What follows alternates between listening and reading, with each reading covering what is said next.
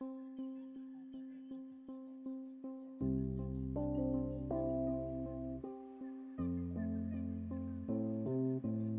my name is Charlene Cutting, and I manage the prevention program at the Western Tidewater Community Services Board. And I would like to talk today for a moment about mental health. Working in the behavioural health field, I've been fortunate enough to meet and work with many amazing and courageous individuals who have been willing to share some of their lived experiences with me.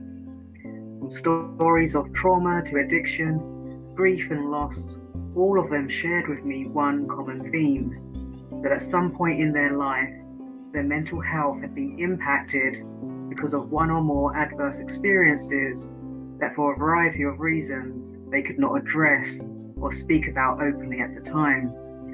Many of them said that they felt the shame of the stigma of doing so. I want to say today that mental health is simply brain health, and that by taking care of the health of your brain, or simply your mind and the thoughts that live inside of it, it's a wellness routine that we should all be encouraged to do. Just as we have physical health, we must do certain things to ensure that we keep up the physical hygiene. Same is true for our minds or our mental health. The words mental health themselves are not negative, and yet sadly, there is a stigma about them. A stigma so vast and misinformed that it prevents people from seeking the help and support that they need to be the best versions of themselves, to live a life with purpose and opportunity.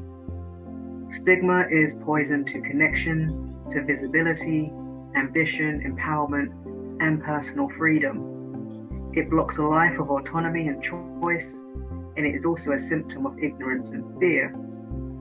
The folks that I mentioned earlier who shared their lived experiences with me about their mental health challenges were not only able to help themselves by doing so, but they were also able to help those with whom they shared their stories with.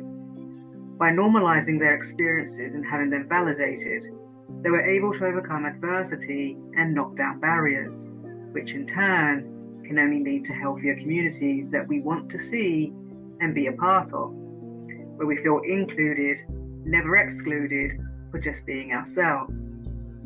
Many who have gone through the most harrowing of mental health challenges or addictions now work in the field, sharing their experience, strength and hope, being advocates, change agents, and empowering the still afflicted to know that they can recover. Sharing our stories is powerful. Although it doesn't feel like it at the time, we can be our most powerful when we allow ourselves to be vulnerable in safe spaces. Vulnerability activates authenticity. Lowering our masks, we recognize our commonality and can think and say, me too. If we want to see healthier communities, all individuals need the space, safety, resources, and agency to be able to share their lived experiences without fear of judgment or stigma. By reducing this stigma, we have the power to also literally reduce public health problems like disease, violence, crime, trauma, and addiction. But it starts with us. Let's find the courage to change our thinking from what's wrong with you to perhaps what happened to you. Let us be open-minded. Let us learn what it really means to be our brother's keeper. Let us be the change that we want to see in our communities and the world. Let's talk about mental health.